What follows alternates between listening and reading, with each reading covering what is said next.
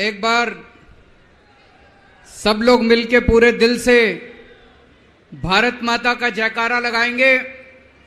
भारत माता की, भारत माता की, इनकलाब, इनकलाब, वंदे वंदे।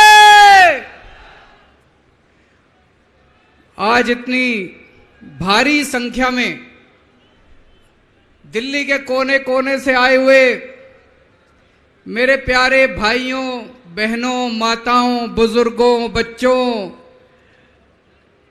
आप सब लोगों को मेरा नमस्कार, सबको मेरा प्रणाम। मैं देख रहा हूं जहां तक नजर जा रही है पीछे कम से कम 1 लाख लोगों के, यहां पे 1 लाख लोग मौजूद हैं।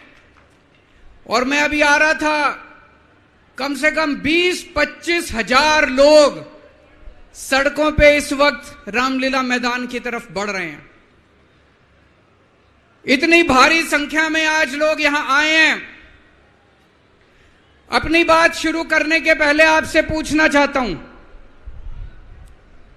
आप में से कौन कौन मुझे प्यार करते हैं? जरा हाथ खड़े करके बताओ कौन कौन प्यार करता है। आपका बहुत बहुत शुक्रिया इस प्यार, इस मोहब्बत के लिए। लेकिन अब जो जो लोग मेरे से प्यार करते हैं, सबसे पहले एक बात आपसे मांगना चाहता हूं। जैसा अभी सौरभ भारद्वाज जी ने कहा, सब लोग अपने अपने मोबाइल फोन निकाल लो।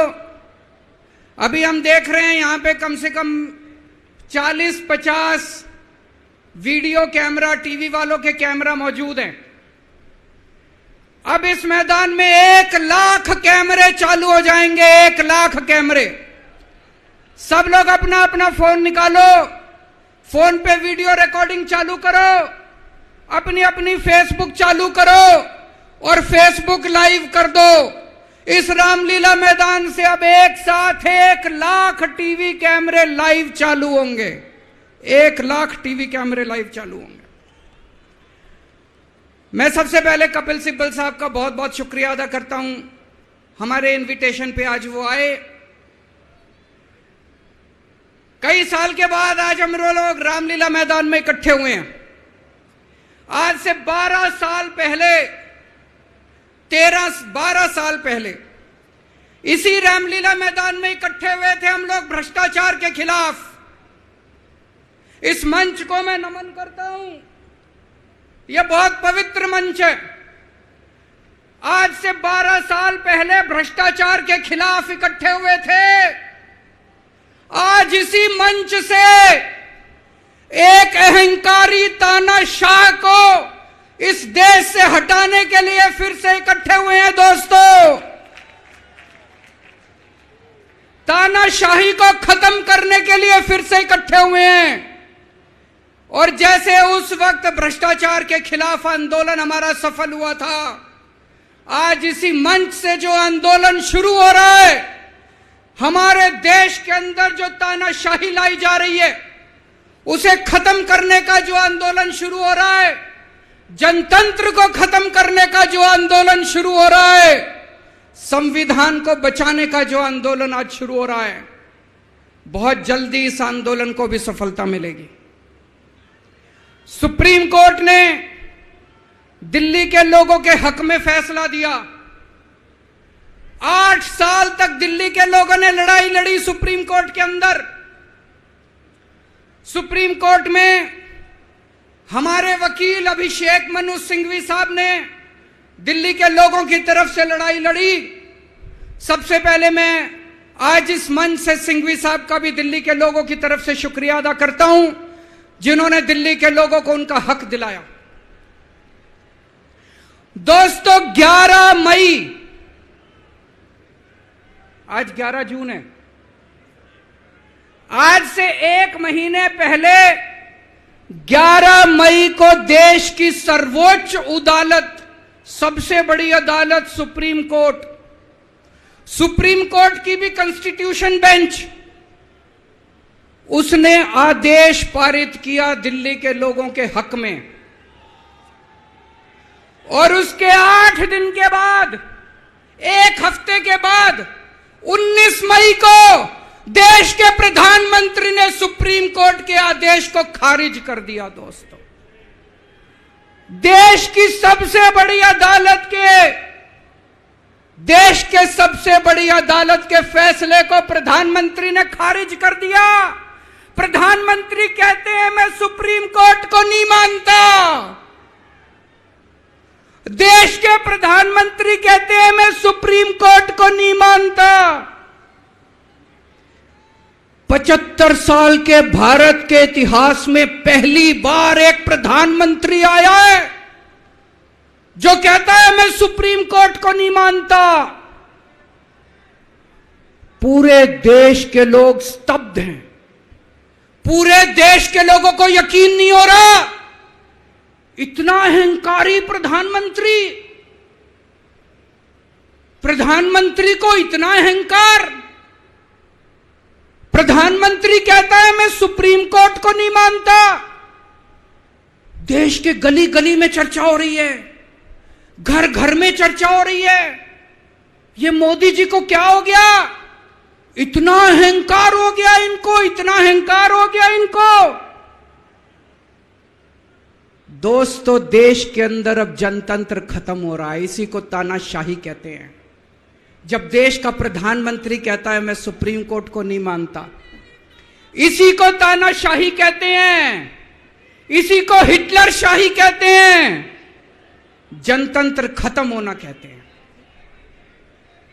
मैं बताना चाहता हूं आखिर इस सुप्रीम कोर्ट के आदेश में ऐसा क्या है। सुप्रीम कोर्ट ने ऐसा क्या कह दिया कि प्रधानमंत्री जी कह रहे हैं कि मैं सुप्रीम कोर्ट के आदेश को नहीं मानता।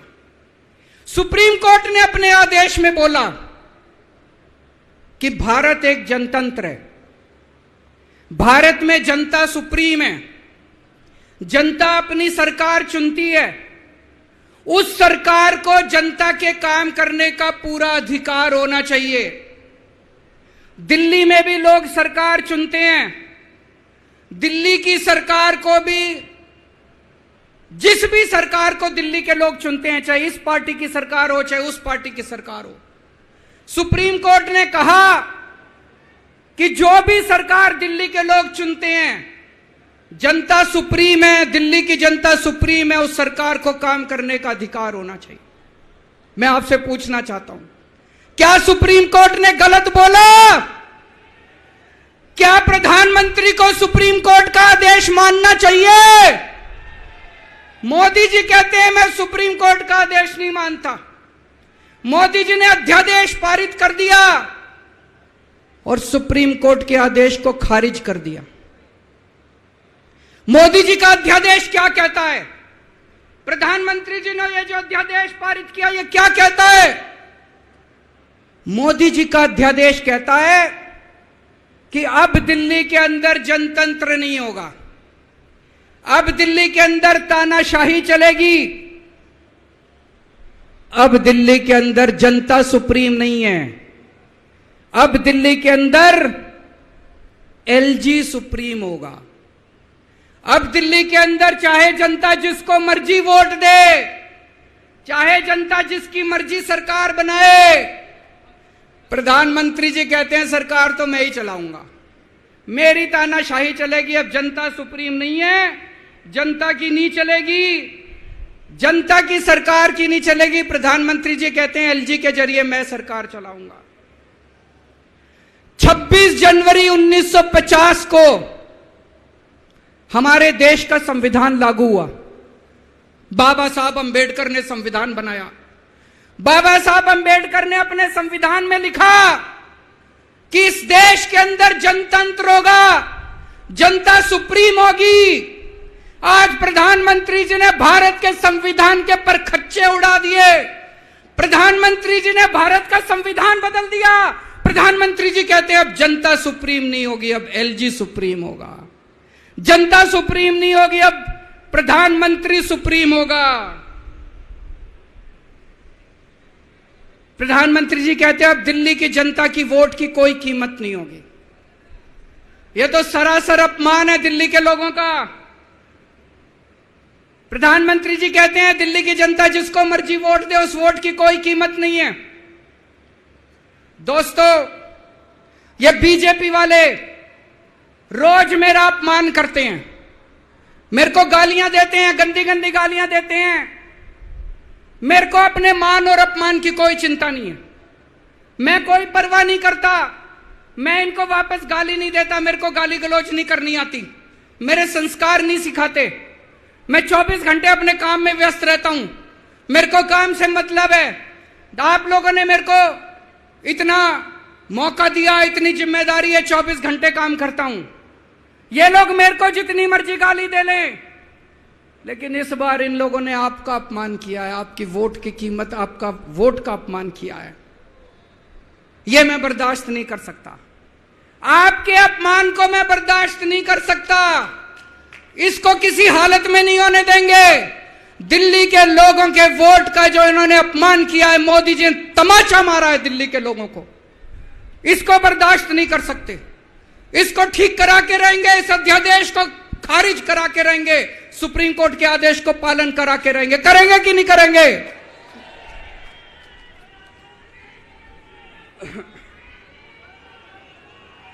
मैं पूरे देश में घूम रहा हूं, हर राज्य के अंदर गया मैं। पिछले दिनों पूरे देश के अंदर घूम रहा हूं, सारी पार्टियों के नेताओं से मिला। मैं आपको दिल्ली के लोगों को बताना चाहता हूं, देश के सारे लोग आपके साथ हैं। आप ये मत समझना आप अकेले हो, 140 करोड़ लोग आपके साथ हैं। वेस्ट बंगाल के लोग आपके साथ हैं, तमिलनाडु के लोग आपके साथ हैं, केरला के लोग आपके साथ हैं, महाराष्ट्र के लोग आपके साथ हैं, बिहार के लोग आपके साथ हैं, उत्तर प्रदेश के लोग आपके साथ हैं, मध्य प्रदेश के लोग आपके साथ हैं। 140 करोड़ लोग मिलके इस अध्यादेश का विरोध करेंगे, जनतंत्र को बचाएंगे दोस्तों। और मैं पूरे देश के लोगों को बोलना चाहता हूं, यह मत सोचना कि यह केवल दिल्ली वालों के साथ हुआ है। मुझे अंदर से पता चला यह मोदी जी का पहला वार है। ऐसा ही अध्यादेश, जो अध्यादेश आज दिल्ली में पारित किया गया, जिस अध्यादेश के जरिए दिल्ली वालों की ताकत खत्म कर दी गई, इस अध्यादेश के जरिए, जिस अध्यादेश के जरिए दिल्ली के अंदर आज तानाशाही लागू की जा रही है, कल यही अध्यादेश राजस्थान के लिए लाया जाएगा, कल यही अध्यादेश पंजाब के लिए लाया जाएगा, कल यही अध्यादेश मध्य प्रदेश के लिए लाया जाएगा, कल यही अध्यादेश महाराष्ट्र के लिए लाया जाएगा। इसे अभी रोकना पड़ेगा, सबको मिलकर अभी रोकना पड़ेगा दोस्तों।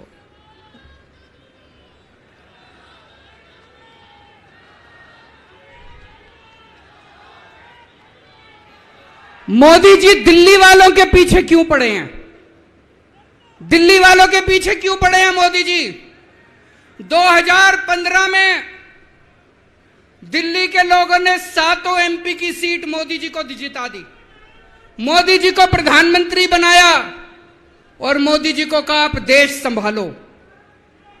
और दिल्ली में 70 में से 3 सीट बीजेपी को दी, 3 सीट, 67 सीट आम आदमी पार्टी को दी। और दिल्ली के लोगों ने कहा केजरीवाल जी आप दिल्ली संभालो। बीजेपी को 3 सीट देने का क्या मतलब? दिल्ली के लोगों ने अपनी आंखें लाल करके मोदी जी की तरफ देखा और बोला आप देश संभालो, खबरदार दिल्ली की तरफ आंख उठा के देखी तो। बोला कि नहीं बोला? 2020 में फिर से दिल्ली के लोगों ने 7 एमपी की सीट मोदी जी को दी, बोले आप देश संभालो। आम आदमी पार्टी को 70 में से 62 सीट दी, बोले केजरीवाल जी आप दिल्ली संभालो। फिर से दिल्ली के लोगों ने आंखें लाल करके मोदी जी को कहा आप देश संभालो, दिल्ली की तरफ आंख उठा के मत देखना। लेकिन प्रधानमंत्री जी से देश तो संभल नहीं रहा, देश का तो बेड़ा गर्क कर दिया। रोज उठते हैं और दिल्ली वालों के काम रोक देते हैं, रोज उठते हैं और दिल्ली वालों के काम। मैं स्कूल बनवाता हूं, मोदी जी कहते हैं मैं तेरे स्कूल नहीं बनने दूंगा। मैं अस्पताल बनवाता हूं, मोदी जी कहते हैं तेरे अस्पताल नहीं बनने दूंगा। मैं मोहल्ला क्लिनिक बनाता हूं, मेरे मोहल्ला क्लिनिक तोड़वा दिए मोदी जी ने। पिछले साल प्रधानमंत्री जी ने दिल्ली के अस्पतालों में दवाइयां बंद करा दी। मैं सीसीटीवी कैमरे लगवाता हूं, प्रधानमंत्री जी एलजी को कह के सीसीटीवी कैमरे नहीं लगने देते। पिछले साल मोहल्ला क्लिनिक के अंदर इन्होंने गरीबों के टेस्ट बंद करवा दिए। दोस्तों, मैंने दिल्ली के लोगों के लिए योगा क्लासेस शुरू की, प्रधानमंत्री जी ने योगा क्लासेस बंद करवा दी। प्रधानमंत्री जी से मैं कहना चाहता हूं, आप देश संभालो ना, आपसे देश तो संभल नहीं रहा। देश का बेड़ा गर्क कर दिया आपने।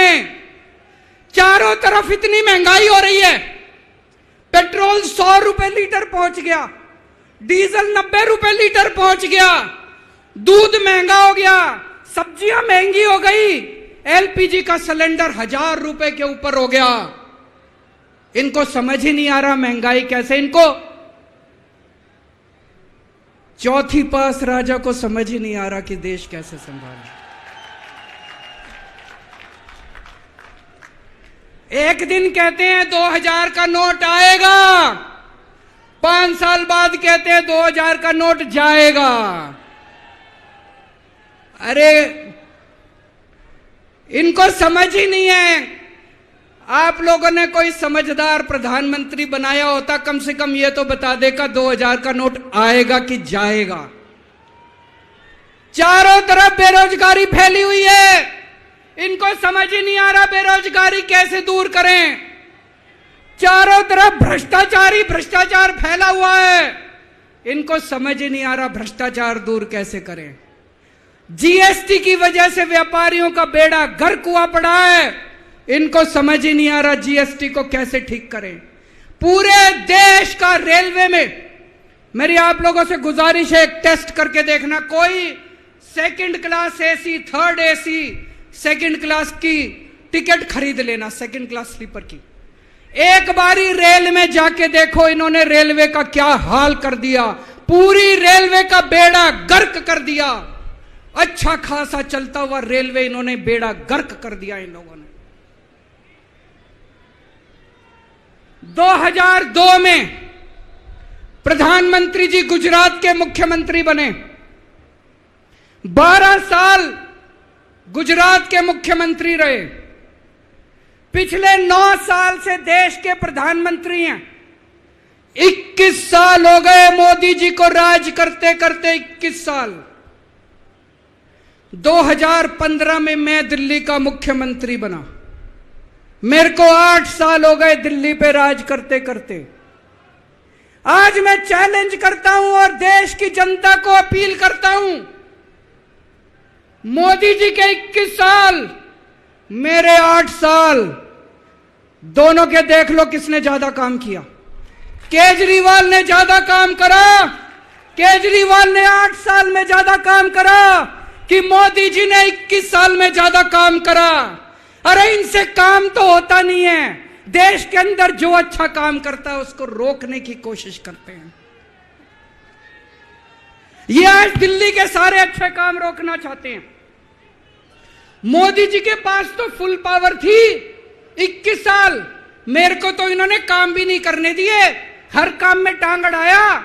फिर भी मेरे 8 साल उठा के देख लो, कितने स्कूल बनवा दिए, कितने अस्पताल बनवा दिए, लोगों का इलाज मुफ्त कर दिया, लोगों के बच्चों को पढ़ाई दे रहे हैं अच्छी, बिजली मुफ्त कर दी। मैंने बिजली मुफ्त करी। मोदी जी कह रहे हैं फ्री की रेवड़ी बांट रहा है। अरे गरीबों के हाथ में अगर 4 रेवड़ी रख दी तो कौन सा बुरा हो गया। मोदी जी आपने तो रेवड़ी नहीं, पूरा का पूरा रेवड़ा उठा के अपने दोस्त को दे दिया। पूरा का पूरा देश उठा के अपने दोस्त को दे दिया। पूरा की पूरी केंद्र सरकार उठा के अपने दोस्त को फ्री में दे दी। मैंने तो 4-4 रेवड़ी रखी थी एक एक हाथ में, गरीबों के हाथ में, आपने तो रेवड़ा ही उठा के दे दिया सारा का सारा। अब लोग प्रधानमंत्री जी से पूछने लगे हैं कि केजरीवाल ने इतने स्कूल बना दिया, आपने क्या किया? उनके पास कोई जवाब नहीं है। अभी पिछले साल मैं गुजरात का चुनाव लड़ने गया, वहां पे हर आदमी, गुजरात के हर आदमी के मुंह पे था, अरविंद जी आपने स्कूल इतने अच्छे कर दिए, आपने दिल्ली में स्कूल बच्चों की शिक्षा इतनी अच्छी कर दी। तो एक दिन प्रधानमंत्री जी ने सोचा कि मैं भी जाके स्कूल में फोटो खिंचवाऊंगा। पूरे गुजरात में ढूंढने से उनको एक स्कूल नहीं मिला जिसमें मोदी जी फोटो खिंचवा ले। एक स्कूल, 30 साल से गुजरात में बीजेपी की सरकार है, एक स्कूल नहीं मिला। इनको एक स्टूडियो के अंदर टेंट लगा के एक क्लास, फर्जी क्लास बनानी पड़ी। 10 बच्चे बुलाए, डेस्क लगाए, वहां पे मोदी जी एक बच्चे के साथ बैठे और उन्होंने फोटो खिंचवाई। अब लोग प्रधानमंत्री जी से पूछने लगे हैं कि केजरीवाल ने इतना काम कर दिया, आपका काम कहां है? तो अब मोदी जी ने तय किया मैं केजरीवाल को काम नहीं करने दूंगा। उन्होंने मनीष सिसोदिया को उठा के जेल में डाल दिया। उनको लगा मनीष सिसोदिया को जेल में डालने से शिक्षा के काम रुक जाएंगे। उन्होंने सतिंदर जैन को उठा के जेल में डाल दिया। उनको लगा सतिंदर जैन को जेल में डालने से मोहल्ला क्लिनिक बंद हो जाएंगे, अस्पताल बंद हो जाएंगे।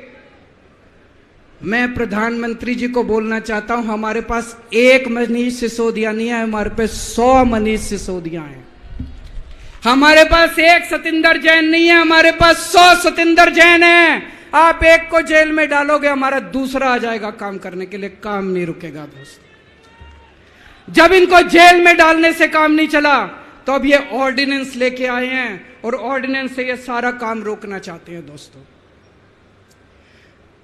आज दिल्ली के लोग मुसीबत में हैं। दिल्ली के लोगों के ऊपर यह अध्यादेश थोपा जा रहा है। आपने पिछली बार 7 MP को वोट दिया था, कहां है वो सातों के सातों? अपने घर में दुबक के बैठे हैं। वो बीजेपी के गुलाम है, वो आपके नहीं है, आपके सगे नहीं है, वो बीजेपी के गुलाम है। आपको कल को मुसीबत आती है तो केवल आपका बेटा, आपका भाई केजरीवाल आपके साथ खड़ा है, वो कभी खड़े नहीं होंगे। दोस्तों,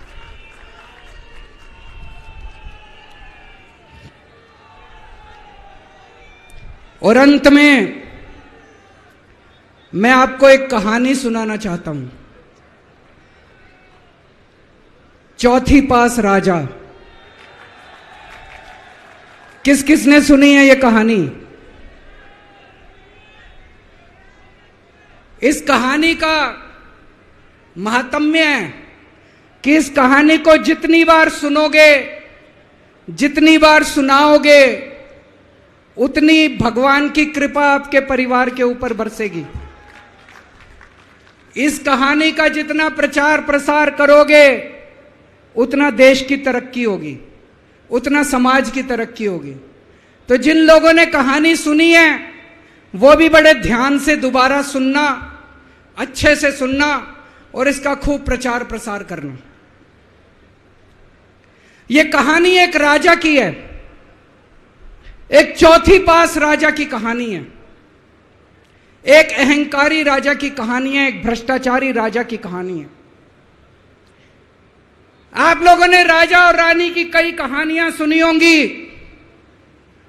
इस कहानी में राजा तो है, रानी नहीं है।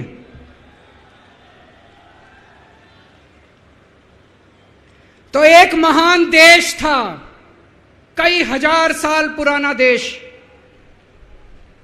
उस देश के एक गांव में एक बच्चा पैदा हुआ, बहुत गरीब घर में एक बच्चा पैदा हुआ।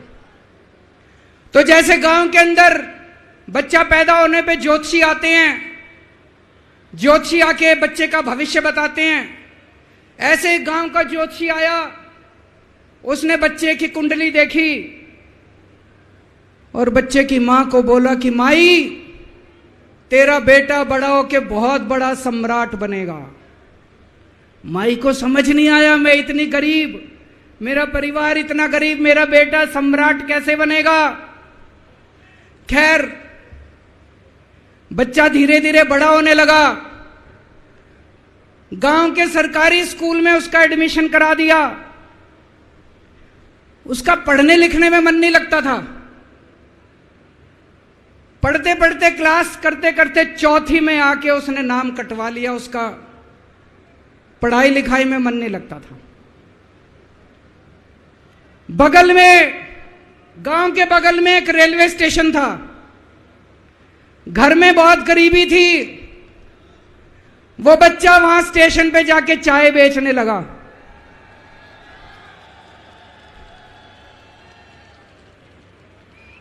चाय बेच के अपना गुजारा करता था। वो भाषण बहुत अच्छा देता था, बचपन से ही बड़ा अच्छा भाषण देता था। गांव के लड़कों को इकट्ठा कर लेता और भाषण देना चालू करता। धीरे धीरे आसपास के गांव में फैल गया कि यह बच्चा भाषण बड़े अच्छे देता है। आसपास के लड़के भी इकट्ठे हो गए और जो मर्जी टॉपिक हो भाषण देना चालू कर देता था और रुकता ही नहीं था। घंटों घंटों तक भाषण देता रहता था। बच्चा बड़ा हुआ। ज्योतिषी ने कहा था बड़ा होके बच्चा उस महान देश का सम्राट बन गया। लेकिन राजा तो अनपढ़ था, उसे तो कुछ आता नहीं था। अफसर आते, उस अनपढ़ राजा से जहां मर्जी साइन करा लेते, जहां मर्जी जो मर्जी साइन करा लेते। वो राजा अनपढ़ था, उसे लगता था मैं अगर अफसरों से पूछूंगा तो मेरी कमजोरी सबके सामने प्रकट हो जाएगी। अफसरों को लगेगा मेरे को कुछ आता नहीं है। अफसर जो मर्जी लेके आते थे वहां साइन कर देता था। वो धीरे धीरे पूरे देश के अंदर फैल गया कि राजा अनपढ़ है, राजा अनपढ़ है। राजा को बड़ा बुरा लगने लगा। तो राजा ने कहीं से एक फर्जी डिग्री का जुगाड़ कर लिया। एक फर्जी डिग्री का जुगाड़ कर लिया, एमए की डिग्री का। और राजा बोला मैं एमए हूं। पर सच्चाई तो पूरे देश को पता थी, राजा तो अनपढ़ था। धीरे धीरे राजा अहंकारी भी होता गया। अहंकारी राजा और ऊपर से अनपढ़। जो मर्जी उस राजा के पास जाता और राजा से कुछ भी पास करा के ले आता। एक बार कुछ लोग गए, राजा को बोले जी नोटबंदी कर दो। नोटबंदी करने से भ्रष्टाचार खत्म हो जाएगा, आतंकवाद खत्म हो जाएगा। राजा को कुछ समझ नहीं आया। राजा की खूब चमची मारी उन्होंने। राजा ने एक दिन शाम को टीवी पे आके 8 बजे नोटबंदी कर दी। पूरे देश का बेड़ा गर्क हो गया दोस्तों। लंबी लंबी बैंकों के सामने लाइनें लग गई। कई लोग मर गए, दुकानें बंद हो गई, रोजगार बंद हो गए, बड़ी बड़ी इंडस्ट्री बंद हो गई। पूरे देश का बेड़ा गर्क हो गया। फिर एक दिन कोई आके बोला जी 2000 का नोट ले आओ। राजा 2000 का नोट ले आया। 4 साल बाद कुछ लोग आके बोले जी 2000 का नोट बंद कर दो। राजा ने 2000 का नोट बंद कर दिया। राजा को अक्ल तो थी नहीं, बेवकूफ था, अनपढ़ था। कभी 2000 का नोट चालू करता था, कभी 2000 का नोट बंद करता था।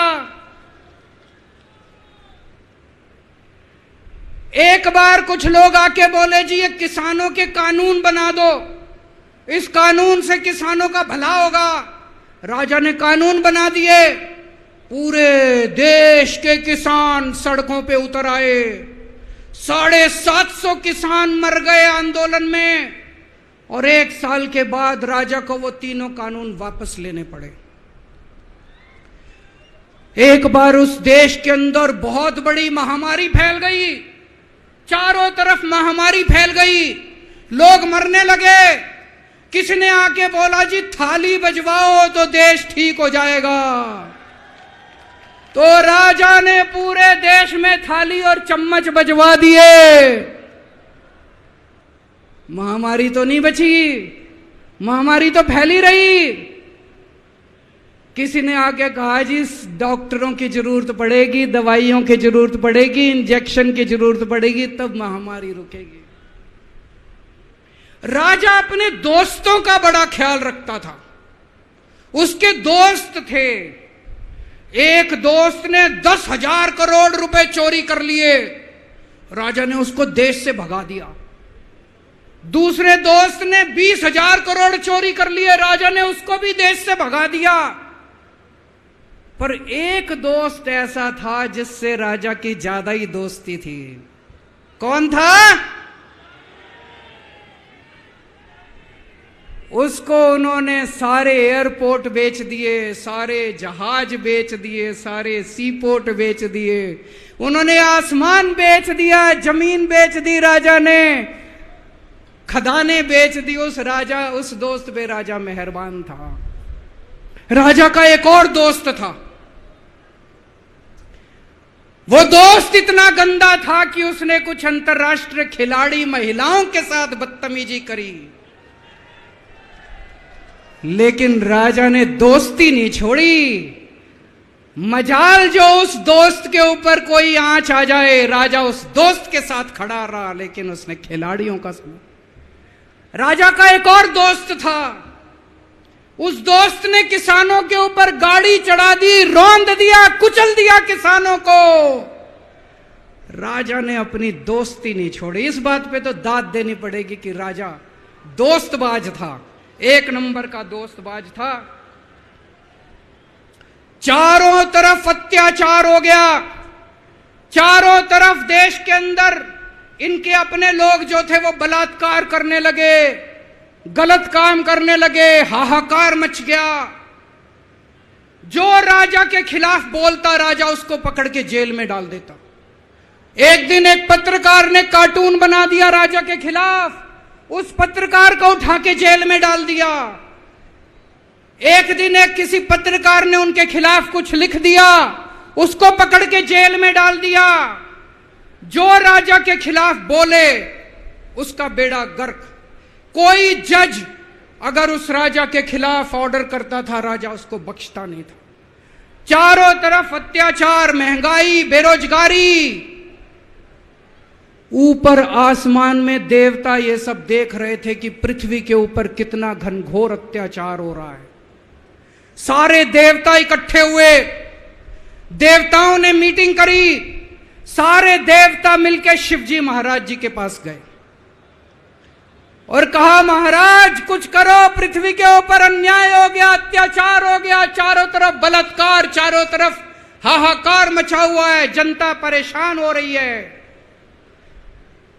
पृथ्वी जी, शिवजी महाराज जी ने अपनी तीसरी आंख खोली और दोस्तों यहां प्रचंड पृथ्वी के ऊपर अजीब अजीब घटनाएं घटने लगी। उज्जैन के अंदर महाकाल की 6 सप्तऋषियों की बड़ी बड़ी 10 फुटा भारी भारी मूर्तियां थी। एक दिन बारिश और तूफान आया और 6 की 6 मूर्तियां टूट गई। लोगों ने कहा बड़ा अपशकुन हो रहा है, बड़ा अपशकुन हो रहा है। एक दिन एक ट्रेन एक्सीडेंट हो गया, 250 से ज्यादा लोगों की मौत हो गई। लोगों ने कहा बड़ा अपशकुन हो रहा है। और एक दिन घनघोर बारिश आई, तूफान आया, ऊपर से आकाशवाणी हुई। सारे देश की जनता को भगवान ने कहा कि आप महान देश के लोग हो, क्या कर रहे हो, उठो, खड़े हो जाओ और इस अहंकारी राजा के खिलाफ सब लोग मिलकर आवाज उठाओ। भगवान आपके साथ है। और उसके बाद दोस्तों सोई हुई जनता जाग गई और 1 साल के अंदर उस अहंकारी राजा का राजपाट जनता ने उखाड़ के फेंक दिया। और उसके बाद वो महान देश दिन दूनी रात चौगुनी प्रगति करने लगा। ये कहानी बड़ी पवित्र कहानी है। इस कहानी को सुनने से और सुनाने से परिवार का, समाज का और देश का बहुत भला होता है। इसे ज्यादा से ज्यादा शेयर कीजिए, ज्यादा से ज्यादा लोगों तक पहुंचाइए ताकि ज्यादा से ज्यादा लोग इसे सुन सकें, इसे समझ सकें। अंत में आपसे एक ही विनती है, अगली बार वोट डालने जाओ तो ऐसे आदमी को वोट डालना, ऐसे आदमी को प्रधानमंत्री बनाना जो कम से कम इतनी तो समझ रखता हो कि 2000 का नोट कैंसिल करना है कि चालू करना है। कपिल सिब्बल साहब एक बहुत अच्छी लड़ाई लड़ रहे हैं। इनकी एक वेबसाइट है इंसाफ के सिपाही। आप लोग सब लोग ज्यादा से ज्यादा इस वेबसाइट पे जाके इसको लॉगिन करें, रजिस्टर करें और हम सब लोगों को मिलके अपने महान देश भारत देश के लिए काम करना है। भारत माता की।